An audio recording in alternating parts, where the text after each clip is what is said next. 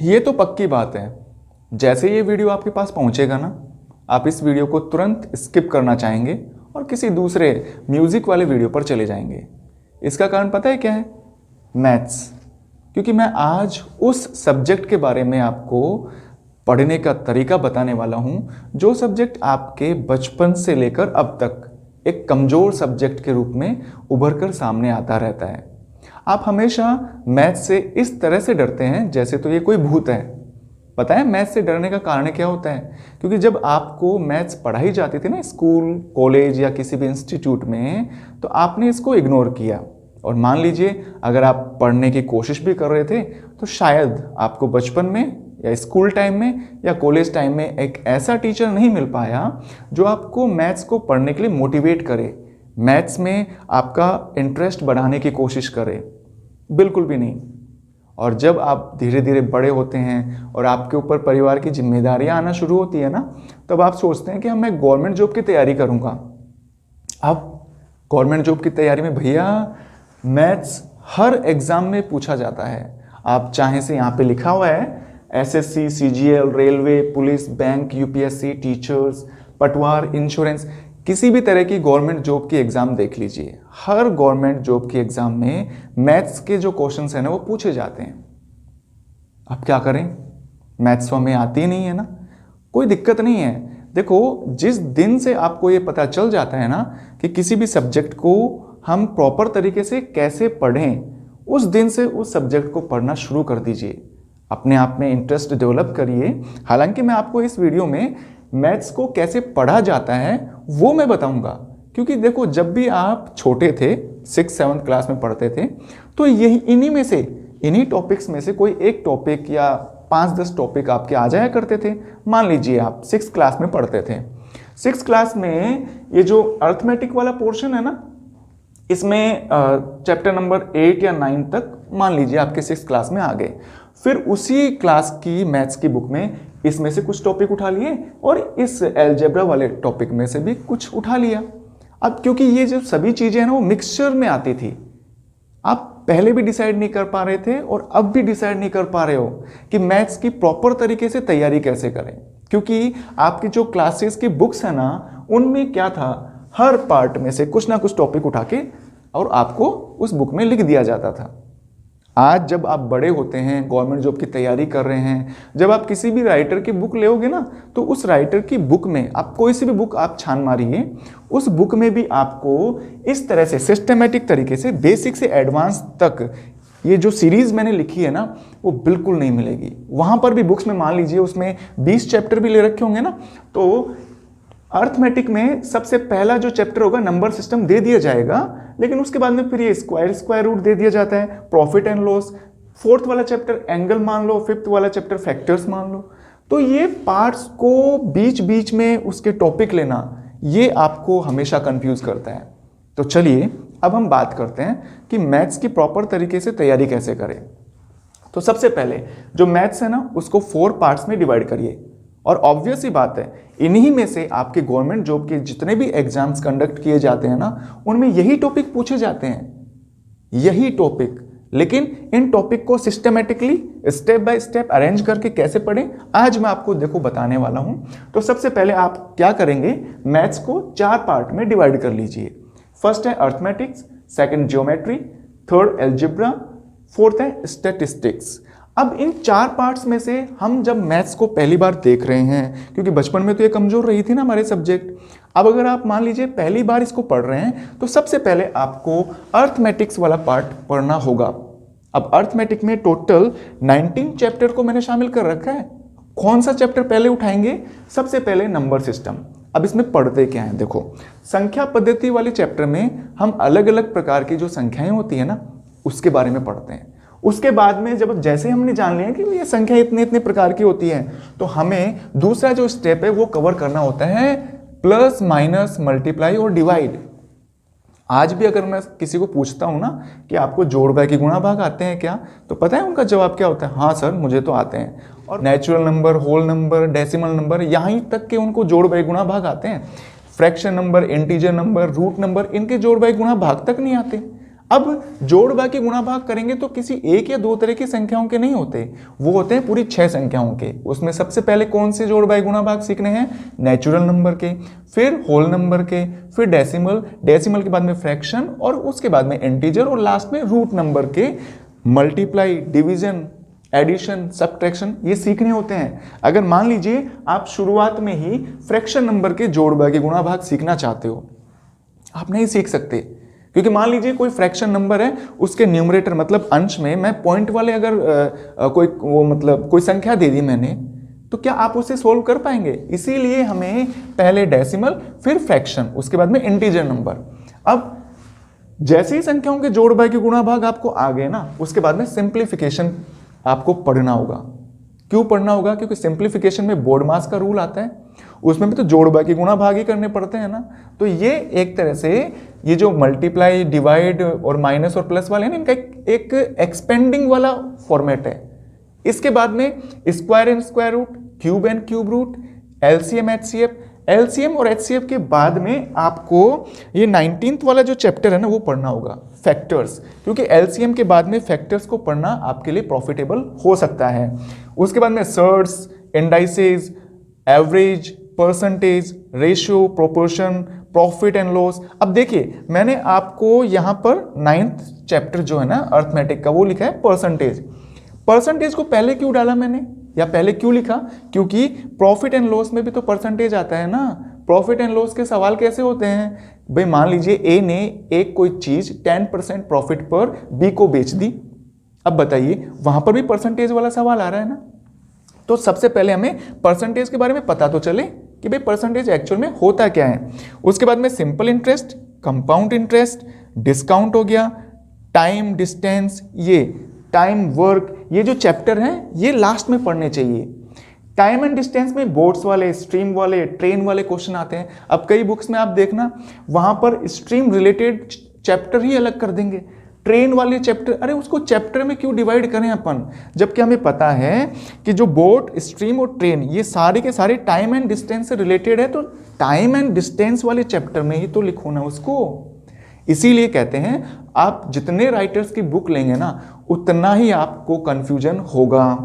अब जैसे मान लीजिए यहाँ पे 15 तक तो कर लिया अपन ने, 16 वाला टाइम एंड वर्क। अब टाइम एंड वर्क में एक तो होता है पर्सन वाले, जैसे ए ने एक काम इतने दिन में किया, बी ने इतने दिन में किया, तो उसका टोटल काम बता दो दोनों ने मिलकर कितने दिन में किया।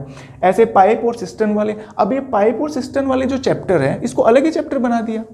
तो इस तरह का जो भ्रम होता है ना वही स्टूडेंट को मैथ्स को लेकर कंफ्यूजन में डाल देता है। अब आगे देखें, पार्टनरशिप हो गया, 18th है यूनिटरी मेथड। तो इस तरह से आपको अर्थमेटिक की तैयारी करनी पड़ेगी। उसके बाद में आप जाइए ज्योमेट्री पर। अब ज्योमेट्री में कैसे तैयारी करें? सबसे पहले ज्योमेट्री का इंट्रोडक्शन वाला पोर्शन जो है वो पढ़िए। उसके बाद में आपको पॉइंट पढ़ना होगा, लाइन, लाइन सेगमेंट, रे और एंगल। अब देखिए अगर आप मान लीजिए छठा चैप्टर दूसरे चैप्टर पर पढ़ते हैं, इंट्रोडक्शन के बाद में एंगल पढ़ेंगे, आप कंफ्यूज रहेंगे यार। मतलब एंगल जो है ना वो किन से मिलकर बनता है? रेज से मिलके बनता है। तो अपने को पढ़ना पड़ेगा रेज, एक्चुअल में किरण होती क्या है। अब जो रे है वो किसका पार्ट है? लाइन का। लाइन सेगमेंट भी किसका पार्ट है? लाइन का। तो भाई आप इन दोनों चैप्टर को पढ़ रहे हो ना, उससे पहले आपको लाइन पढ़नी पड़ेगी। अब लाइन से पहले मैं पॉइंट क्यों पढ़ रहा हूं? क्योंकि जितनी भी लाइंस बनती है ना वो पॉइंट का मिक्सचर होता है। मतलब सभी पॉइंट जब एक जगह आ जाते हैं ना तो वो लाइन बन जाती हैं। तो इसी तरह से हमें सिस्टमेटिक तरीके से पढ़ना होगा। अब देखिए 7th जो चैप्टर है ना वो है फिगर्स वाला, आकृतियों वाला। अब ये आकृतियां भी दो तरह की होती हैं, एक तो सिंपल और एक होती है सॉलिड फिगर। अब सिंपल फिगर में ट्राइंगल, क्वाड्रिलेटरल और सर्किल, मतलब त्रिभुज, चतुर्भुज और वृत्त वाले चैप्टर आगे। इनके बारे में क्या पढ़ना है आपको? परिभाषा, गुणधर्म, प्रकार, रचना, मतलब इनका कंस्ट्रक्शन कैसे करें, ये कितने टाइप के होते हैं, इनके यूनिवर्सल ट्रूथ क्या है, इनके एरिया, पैरामीटर और जो भी सर्कमफ्रेंसेस है उनका फॉर्मूला क्या होता है। अब देखिए मैंने यहां पर लिखा है परिमाप और परिधि। इन दोनों में फर्क पता है क्या है? परिमाप उसी फिगर का फाइंड आउट कर सकते हो, सबसे पहले वो सिंपल फिगर होनी चाहिए। सिंपल फिगर का मतलब होता है जिसकी लंबाई और चौड़ाई होती है, उसको हम सिंपल फिगर कहते हैं। और उसमें परिमाप किसका ज्ञात करेंगे? जिसकी भुजाएं होती हैं। और परिधि जिसकी भुजाएं नहीं होती है। अब जब भुजाएं किसकी नहीं होती? सर्किल की नहीं होती। ट्राइंगल और क्वाड्रिलेटरल इनके परिमाप ज्ञात करते हैं, जबकि सर्किल का परिमाप नहीं होता। इसकी क्या ज्ञात करते हैं अपन? परिधि। इसी तरह से सिंपल फिगर का चैप्टर हो गया, उसके बाद में हमें तैयारी करनी पड़ेगी सॉलिड फिगर की। अब सॉलिड फिगर क्या होती है भाई? लंबाई चौड़ाई के साथ में ऊंचाई भी दे दिया करता है वो। तो जैसे इसकी अब देखो सॉलिड जो फिगर है ना, इसमें कौन कौन से चैप्टर आते हैं? Cube, cuboid, cylinder, cone, sphere और सेमी स्फेयर। इनके बारे में आपको परिभाषा पढ़नी है, गुणधर्म पढ़ने हैं, मतलब इनकी जो प्रॉपर्टीज होती हैं, इनका संपूर्ण पृष्ठीय क्षेत्रफल, पार्श्व पृष्ठीय क्षेत्रफल, वक्र पृष्ठीय क्षेत्रफल और आयतन। अब एक छोटी सी चीज मैं आपको बताता हूं, पार्श्व पृष्ठीय क्षेत्रफल और वक्र पृष्ठीय क्षेत्रफल में क्या अंतर होता है। जिसके पृष्ठ होते हैं ना, जो बिल्कुल सपाट सिंपल पृष्ठ होते हैं, उसके तो हम पार्श्व पृष्ठीय क्षेत्रफल ज्ञात करते हैं, जबकि जिसका पृष्ठ गोलाकार होता है ना, उसका हम वक्र पृष्ठीय क्षेत्रफल ज्ञात करते हैं। तो इस तरह से आपको ज्योमेट्री वाला जो सेक्शन है स्टेप बाय स्टेप पढ़ना होगा। अगर हम बात करें अलजेब्रा की, तो देखिए सभी स्टूडेंट्स के लिए है ना, ये जो अलजेब्रा वाला पोर्शन है ना, बहुत डिफिकल्ट माना जाता है, क्योंकि इसमें एक्स स्क्वायर, एक्स क्यूब, मतलब अजीबोगरीब चीज या अजीबोगरीब सिचुएशन पैदा हो जाती है। बट ऐसा नहीं है, इसको भी देखो तरीके से पढ़ने का एक अपना खुद का एक तरीका होता है। तो सबसे पहले आप बीजगणित होती क्या है उसका इंट्रोडक्शन वाला पार्ट पढ़िए, आपको पता चलेगा कि बीजगणित में हम क्या पढ़ते हैं। सेकंड जो है वो है वेरिएबल और कांस्टेंट, चर और अचर। अब चर क्या होते हैं? चर यूं मान लीजिए अंग्रेजी के या हिंदी के अक्षर होते हैं जिनका की वैल्यू हमें फाइंड आउट करना पड़ता है। अचर क्या होते हैं? वही जो संख्याएं होती हैं या अंक होते हैं, उनको हम अचर बोल दिया करते हैं। इसके बाद में आपको पढ़ना होगा टर्म, क्योंकि चर से बड़ा क्या होता है? पद। पद के बाद में आपको अलजेब्रिक एक्सप्रेशन, बीजीय व्यंजक पढ़ने होंगे। अब देखिए सबसे छोटी इकाई बीजगणित में होती है चर और अचर, उससे बड़ा होता है पद, पद से बड़ा होता है बीजीय व्यंजक। जैसे ही इनके बारे में पता चल गया, देखो जब हम इंग्लिश पढ़ते हैं ना या कोई भी लैंग्वेज पढ़ते हैं, तो सबसे पहले हम उसमें पढ़ते क्या है? अक्षर। तो ये मान लीजिए बीजगणित के अक्षर हैं। उसके बाद में पढ़ते हैं शब्द, ये बीजगणित के पद हैं। समझ रहे ना, यही शब्द हैं एक्चुअल में। और हिंदी या इंग्लिश भाषा को जब हम पढ़ते हैं तो उसके बाद में हम क्या पढ़ते हैं? अक्षर पढ़ लिया, पद भी पढ़ लिया, और अब पढ़ेंगे हम सेंटेंस बनाना, वाक्य। तो ये मान लीजिए ये बीजगणित का एक सेंटेंस या वाक्य है।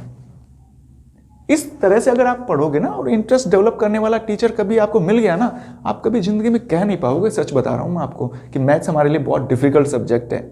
अब देखिए फिफ्थ वाला जो चैप्टर है बीजीय व्यंजक के जोड़ बाकी गुणा भाग, ध्यान रखिएगा इधर भी जोड़ बाकी गुणा भाग था और इधर भी, लेकिन ये बीजीय व्यंजकों का जोड़ बाकी गुणा भाग है और ये वाला संख्याओं का जोड़ बाकी गुणा भाग है। अब यहाँ पर जोड़ बाकी गुणा भाग करने के भी अलग अलग तरीके हैं। एक पद को एक पद से जोड़े, घटाएं, गुणा करें या भाग दें। बहुपद को एक पद से जोड़े, बाकी गुणा या भाग करें। बहुपद का बहुपद में जोड़ करें, बाकी करें, गुणा करें या भाग करें। ये अलग अलग इनके मेथड्स होते हैं। इसके बाद में 6 चैप्टर होता है, वो होता है फैक्टर्स, गुणनखंड। देखिए आपको मैंने यहाँ पे बताया था ना फैक्टर, यहाँ पे ये फैक्टर है संख्याओं के, और यहाँ पर जो फैक्टर्स है ना वो किसके हैं? बीजीय व्यंजकों के। इनके फैक्टर करने पड़ते हैं, इनके गुणनखंड करने पड़ते हैं। अब फैक्टर करने के 2 तरीके होते हैं, कॉमन फैक्टर यानी कि कॉमन लेकर, कॉमन कोई भी चीज कॉमन हो तो उसको लेकर। ऐसे ही एक होता है आइडेंटिटी का इस्तेमाल करके भी आप उन बीजीय व्यंजकों का फैक्टराइजेशन कर सकते हैं। अब बात करते हैं इक्वेशन। एक बुक देखी थी, मुझे अच्छी तरह से नाम नहीं पता एक्चुअल में, उसमें ये लिख रखा था, कोई चैप्टर था 20 या 23 वाला चैप्टर ऐसे कुछ था, उसमें लिखा था एज रिलेटेड क्वेश्चन, उम्र से संबंधित सवाल। अब बताइए वो उम्र से संबंधित सवाल ऐसे लिखकर उसको एक अलग ही चैप्टर बना दिया। वो अलग चैप्टर बनाने की जरूरत कहां थी, आप बताइए मुझे। वो चैप्टर इक्वेशन वाला होना चाहिए, ऐसे बुक में लिखना चाहिए कि भाई हाँ ये इक्वेशन वाला चैप्टर है, इक्वेशन में सारी चीजें आ जाती हैं। फिर अब देखिए कैसे पढ़ना है। इक्वेशन इसको बोलते हैं हिंदी में क्या है? समीकरण। इक्वेशन को कैसे पढ़ना है? सबसे पहले उसके रूल्स देखिए, फिर उसके टाइप्स देखिए। देखिए समीकरण जब भी होते हैं ना वो 3 तरह के होते हैं, एक लीनियर, क्वाड्रेटिक और एक होता है क्यूबिक। एक घातीय लीनियर इक्वेशन वो होते हैं जिसमें चर की अधिकतम घात 1 होती है। क्वाड्रेटिक इक्वेशंस वो होते हैं जिनमें चर की अधिकतम घात 2 होती है, और इसमें आप जानते ही हो, बताने की जरूरत ही नहीं है। 3 का मतलब क्या होता है? 3। एक घातीय जो इक्वेशंस होते हैं उनको रेखिक समीकरण भी बोला करते हैं, और ये 2 तरह के होते हैं भाई। एक तो 1 वेरिएबल मतलब एक ही चर आ जाए, या फिर 2 वेरिएबल धोचर। तो यहाँ तक तो समझ में आया ना आपको कि भाई हमें मैथ की तैयारी कैसे करनी है। सबसे पहले अर्थमेटिक्स को पढ़ो, फिर ज्योमेट्री को पढ़ो, फिर अलजेब्रा को पढ़ो। अर्थमेटिक्स में कैसे पढ़े ये मैंने आपको चैप्टर बता रखे हैं, सिस्टमेटिक तरीके से स्टेप बाय स्टेप करके बेसिक से एडवांस तक चलना है। ऐसे ही ज्योमेट्री को, हाँ ज्योमेट्री में एक टॉपिक है प्रूव करने वाला, यूनिवर्सल ट्रूथ वाला चैप्टर। ये भाई स्टूडेंट्स के लिए तो बड़ी खतरनाक चीज़ है। मैं मानता हूँ कि प्रूव करने वाले जो क्वेश्चंस होते हैं ना वो सच में मोर देन 60 to 70% स्टूडेंट्स के एक पर्टिकुलर क्लास में डिफ़िकल्टी होते हैं उन बच्चों के लिए, है ना।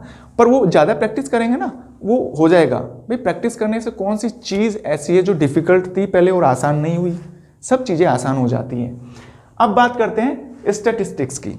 स्टैटिस्टिक्स में इस सांख्यिकी जो सब्जेक्ट है ना इसकी तैयारी कैसे करें, क्योंकि ये ज़्यादातर एग्जाम्स में पूछा जाता है।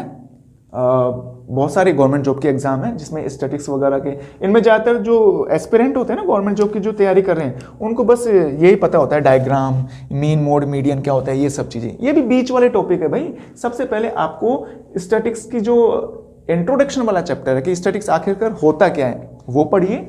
उसके बाद में आपको पढ़ना होगा कलेक्शन ऑफ डाटा। अब डाटा क्या होता है, कोई भी अक्षर, शब्द, सेंटेंस, कोई भी टेबल, कोई भी डायग्राम, कोई भी इंफॉर्मेशन चाहे वो चित्रों के रूप में क्यों ना हो उसको हम डाटा बोलते हैं।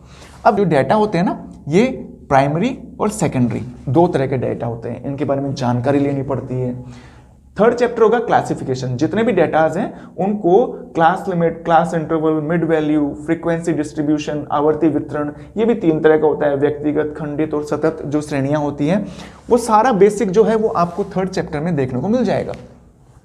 जैसे थर्ड चैप्टर कंप्लीट हुआ उसके बाद में आपको पढ़ना है फोर्थ, प्रेजेंटेशन। जैसे डाटा हमने कलेक्शन किया उनको प्रेजेंट करना होता है, सामने वाले को दिखाना होता है कि हम उन डाटा वगैरह को कैसे शो करें सामने वाले को, ताकि वो उन डाटा को देखकर परेशान नहीं हो और मतलब उसको अच्छा लगे, हर चीज़ उसको डिटेल में समझ में आ जाए। तो इसके 2 तरीके हैं, एक तो टेबुलर फॉर्म में और एक होता है डायग्रामेटिक फॉर्म में। अब टेबुलर फॉर्म में टेबल बना दो, डायग्राम में अलग अलग तरह के डायग्राम होते हैं, बहुत सारे डायग्राम हैं लेकिन मैंने कुछ चुनिंदा जो डायग्राम है ना वही लिए हैं। पिक्टोग्राफ हो गया, बार ग्राफ हो गया, हिस्टोग्राम हो गया, पाई चार्ट बहुत इंपॉर्टेंट है भाई, बार ग्राफ हो गया, हिस्टोग्राम और ये स्कैटर प्लॉट्स, ये तो खैर ज़्यादा इंपॉर्टेंट नहीं। लेकिन देखो जब भी कोई भी सब्जेक्ट पढ़ो ना उसको इंपॉर्टेंट और नॉट इंपॉर्टेंट इस चीज़ में मत बांटना, क्योंकि ये शब्द जो है मेरे मुंह से भी निकला है।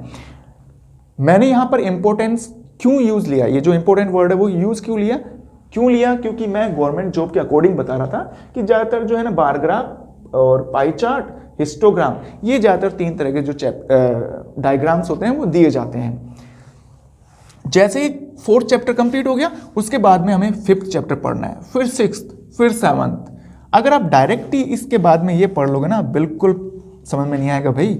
आपको 7th चैप्टर पढ़ लिया उसके बाद में 8th, क्योंकि ये जो जितने भी dispersion, index number, correlation, regression और ये जितने भी प्रोबेबिलिटी वाले हैं ना ये सब एक दूसरे पर इंटरडिपेंडेंट चैप्टर हैं। चलो प्रोबेबिलिटी वाले को छोड़ दो आप, लेकिन आपको यदि प्रतिगमन पढ़ना है उससे पहले कोरिलेशन पढ़ना होगा। अगर कोरिलेशन पढ़ना है तो उससे पहले इंडेक्स नंबर पढ़ना है तो फिर आपको पढ़ना पड़ेगा अपकिरण को पढ़ना है तो उससे पहले आपको ये जो 3 चीज़ें हैं ना वो पढ़नी पड़ेंगी। अगर आपने इस तरह से मैथ्स की तैयारी कर ली ना, भविष्य में सच बता रहा हूं कभी नहीं कहोगे कि मैथ्स मेरा डिफिकल्ट सब्जेक्ट है। मैथ्स से ऐसे जी चुरा के भागोगे नहीं, क्योंकि जो जी चुरा कर भाग रहे हैं ना उनमें से मैं भी एक था। जब मैं स्कूल में पढ़ा करता था ना तो मैं हमेशा यही सोचता था यार मैथ्स कब तक पढ़ते रहेंगे, क्योंकि हमारे टेस्ट हुआ करते थे तो 10 नंबर का हुआ करता था, उसको प्रथम जांच, द्वितीय जांच, ऐसे कुछ फर्स्ट, सेकंड, थर्ड टेस्ट बोला करते थे। मेरे खुद के 10 में से कभी 1 नंबर, 2 नंबर, 3 नंबर आया करते थे। मतलब सही नंबर नहीं थे यार मेरे मैथ्स में। उसका रीज़न है क्योंकि इंटरेस्ट डेवलप करने वाला कोई टीचर नहीं मिला था। फिर वो तो क्या है कि मैं बाद में जाकर जब जैसे ही ग्रेजुएशन पूरी की तो जितनी भी मैथ्स थी, जिस भी क्लास की थी, उसको सिस्टमेटिक तरीके से, स्टेप बाय स्टेप तरीके से पढ़ा। तब कहीं जाकर मैं मतलब देखो आज मैं आपको समझा रहा हूँ, आप इस तरह से पढ़ेंगे, ये आपके लिए बेनिफिशियल होगा। क्यों समझा रहा हूँ? क्योंकि मैंने मेहनत की है बाद में। 12 साल तक मुझे, अभी 12 साल हो गए हैं टीचिंग करवाते हुए बच्चों को, तो 12 साल का टीचिंग एक्सपीरियंस, उससे पहले की जो मेरा स्ट्रगल टाइम था, हार्डशिप जो थी, मेरी मेहनत थी ना, वो आज उस मेहनत की बदौलत मैं आपको ये चीज़ें समझा पा रहा हूँ। मैं नहीं चाहता बस हमेशा ज़िंदगी भर यही कोसते रहोगे। हम चाहते तो थे कि भाई हाँ गवर्नमेंट जॉब लग जाए, कोई अच्छी सी पोस्ट मिल जाए, लेकिन मैथ की वजह से पीछे रह गए। तो अब ये जितने भी टॉपिक मैंने बताए हैं, 1 बाय 1 करके मैं अपने इसी यूट्यूब चैनल पर, एग्जाम गुरुजी जो यूट्यूब चैनल है ना, उस पर मैं एक एक टॉपिक को क्लियर करता हुआ एक एक वीडियो बनाऊंगा। आप इस तरह से पढ़िए, फिर भी नहीं समझ में आती हैं चीज़ें तो आप मेरे से कहिए, मेरे चैनल पर जाइए, वहाँ पर वीडियोस को जाकर विजिट करिए, देखिए कैसे वीडियोस बनाता हूँ मैं। छोटे छोटे जो बच्चे हैं वो किस तरह के बड़े बड़े क्वेश्चंस इंग्लिश और मैथ के सॉल्व कर रहे हैं, उनमें वो कॉन्फिडेंस कहाँ से आया। उसमें एक इम्पोर्टेंट रोल होता है टीचर का, और मैं बड़ा खुश हूँ कि वास्तव में मैं एक टीचर हूँ और मैं बच्चों को एक सिस्टमेटिकली तरीके से पढ़ाना चाहता हूँ, ताकि उनको मैथ को लेकर जो बचपन में डर होता है ना, वो कभी नहीं रहे। ठीक है, उम्मीद करता हूँ आप मैथ को इस तरह से पढ़ेंगे ना, 100% कह रहा हूँ, गवर्नमेंट जॉब की एग्जाम में आपको एक भी क्वेश्चन छोड़ने की जरूरत नहीं है। ठीक है, फिर देखते हैं, मिलते हैं अगले वीडियो में।